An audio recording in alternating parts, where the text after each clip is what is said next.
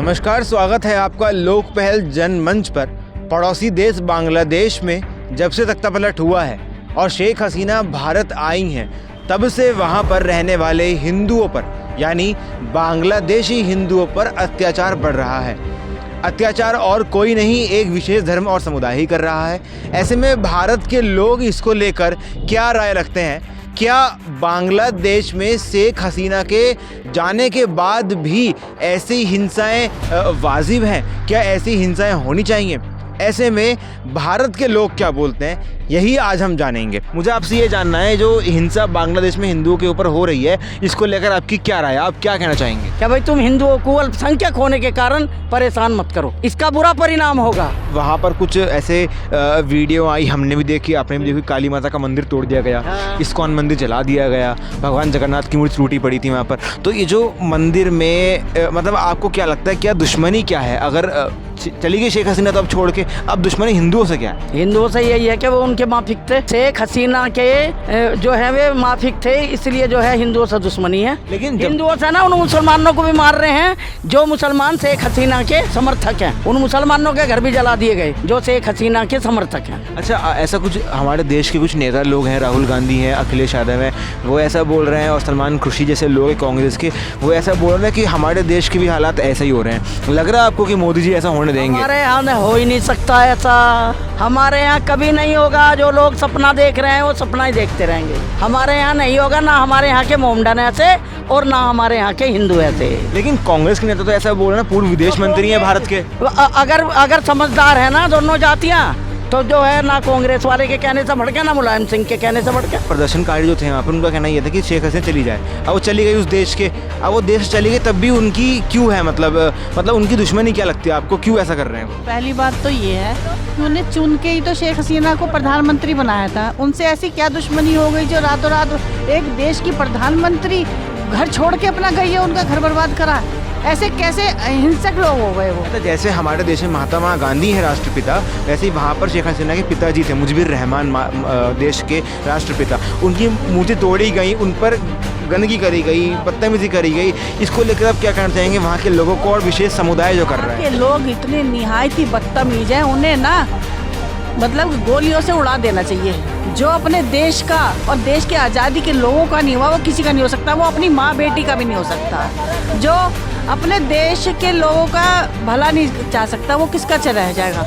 अच्छा, मुझे लोग हैं बहुत ज़्यादा। हाँ, मुझे आप सब बात जाननी है। जैसे अपने आसपास पाकिस्तान भी है, श्रीलंका भी है, नेपाल हो गया, म्यांमार, अब ये बांग्लादेश। आपको लग रहा है किसी की साजिश किसी देश की कि भारत को दबाने की? साफ साफ बता रहे हैं टीवी में कि पाकिस्तान का हाथ है, तामिलनाडु उसका उग्रवादियों का हाथ है। साफ साफ बता रहे हैं टीवी में, तो हम न्यूज़ देखते हैं और रूह कांप जाती है हमारी। जैसे जैसे हिंदुओं के लिए कर रहा है, उनके मंदिर तोड़े जा रहे हैं, उनके बच्चों के साथ बुरा कर रहे हैं, महिलाओं के साथ बलात्कार कर रहे हैं, और इतना कुछ सहन रहे हैं कि मतलब कि हम लोग देख भी नहीं सकते, जितने अत्याचारी हैं वहाँ के लोग। जैसे विदेश मंत्री रहे हैं कांग्रेस, सलमान खुर्शीद, वो तो ऐसा बोल रहे हैं कि ऐसा आने वाले सालों में भारत के अंदर भी होगा। आपको लगता है ऐसा कुछ ऐसे हालात हैं भारत में?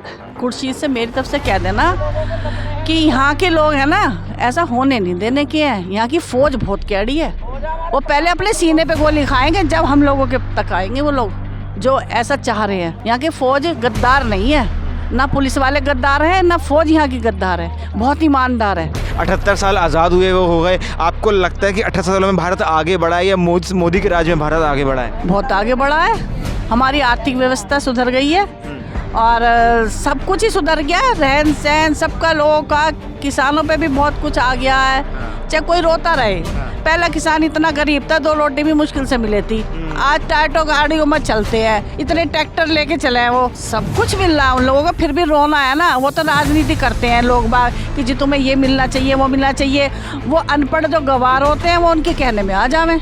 राहुल गांधी तो आरोप लगा रहे हैं कि देश में हालत अच्छे नहीं है, लोग गरीबी के तले मर रहे हैं, महंगाई। राहुल गांधी तो भड़का रहा है, राहुल गांधी तो लड़ाई की जड़ है सारी। जो विशेष वर्ग है वो बाहर जाके ऐसा बोल रहे थे अभी कि मुसलमान दबाए जा रहे हैं भारत के अंदर। मुसलमान दबाए जा रहे हैं? अरे हर जगह चले जाओ, तुम राशन की लाइन में चले जाओ, मकान गिन के बन रहे हैं, डोडा से मकान इनके नाम हो रहे हैं। हिंदुओं की लाइन देख लो जाके, सारा खाना पीना सब कुछ और पेंशन इन लोगों को मिल रही है। हर जगह जाओ बुरखे वाली मिले। अच्छा, आपको लगता है फिर देश सही हाथों में है फिलहाल? सरकार तीसरी बार आई। बिल्कुल सही हाथों में है और इन्हीं के हाथों में रहना चाहिए जो हमारे देश को चाहिए। एक राष्ट्र, हिंदू राष्ट्र बनना चाहिए। सारी सरकारी सुविधा इन लोगों को मिलती हैं, मकान बनते हैं, अस्पताल में देखो तो भीड़ इनकी, और जहाँ फ्री में राशन मिलता है तो भीड़ इनकी, और वैसे ये यहाँ सताए जा रहे हैं। अगर इतने खरे हैं तो फ्री सुविधा न लेवे ना वे, तब बोल रही है। सारा तो ये फ्री खा रहे हैं, सारा हम जाते जहाँ भी अस्पतालों में सब इन्हीं लोगों की भीड़ है। फ्री खा ये रहे हैं, फ्री ले रहे हैं सुविधा, और फिर भी प्रधानमंत्री को गाली। ये अनपढ़ होने का नतीजा है, ये एजुकेशन नहीं है ना इन लोगों में। राहुल गांधी ने तभी बोला था। अरे उसका तो जिक्र ही मत करो, ना ना ना, वो बेकार है तो, ना ना। अरे वो खुद हिंदू नहीं है ना वो, हाँ तो वो इसीलिए बोल लेना। राहुल गांधी को अपनी जात का ही ना पता, माँ उसकी क्रिश्चियन, बाबा उसका मुसलमान, यो कौन हुआ फिर? ये तो रल बेजड़ा। हालात हैं हिंदुओं के, उसको लेकर चिंता व्यक्त करते हैं आप? चिंता है, बहुत चिंता है भैया। और दूसरी बात ये कि चिंता इसीलिए है क्योंकि मान लिया कहीं भी मुस्लिम देश है, एक भी अगर कोई मुस्लिम किसी भी एक मुस्लिम पर अगर कहीं आजमा ले, यूक्रेन में, उसमें तो सारा मुस्लिम एक हो गया। अगर हिंदू उनके प्रति अगर हम लोग शांति चाह रहे हैं, हम लोग उनको वो चाह रहे हैं, तो क्या गलत चाह रहे हैं? नहीं, राहुल गांधी तो ऐसा बोले कि भारत में मुसलमान दबाए जा रहे हैं, कुचले जा रहे हैं। तो उनसे आप ये पूछो ना कि किस बात में दबाए जा रहे हैं।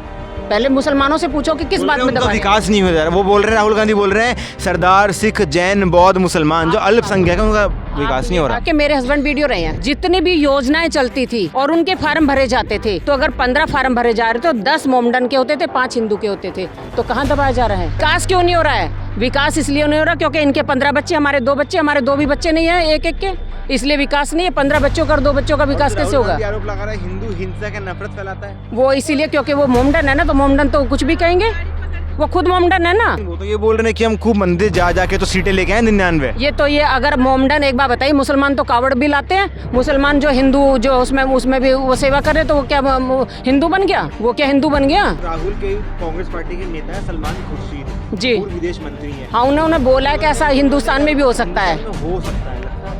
नहीं, बिल्कुल नहीं होगा, क्योंकि यहाँ की जो प्रशासन है, यहाँ का जो सेना, हमारी जो सेना है, वो कभी इस तरह की गद्दारी हमारे प्रशासन के साथ कभी नहीं करेगी, हमारे प्रधानमंत्री के साथ। क्या चाहते हैं बांग्लादेश के साथ? बिल्कुल होनी चाहिए, पहले जैसा होना चाहिए। हम तो ये कहते हैं चाहे सरकार शेख हसीना क्या है, चाहे वो खालिदा जिया क्या है, लेकिन पहले जैसा होना चाहिए माहौल। तो आपने सुना भारत की कुछ महिलाओं की, और उन्होंने ऐसा बोला कि चाहे सरकार खालिदा जिया की है या फिर शेख हसीना की, शांति तो स्थापित होनी ही चाहिए, क्योंकि कोई भी देश का विकास तभी हो पाएगा जब वहाँ पर शांति स्थापित होगी।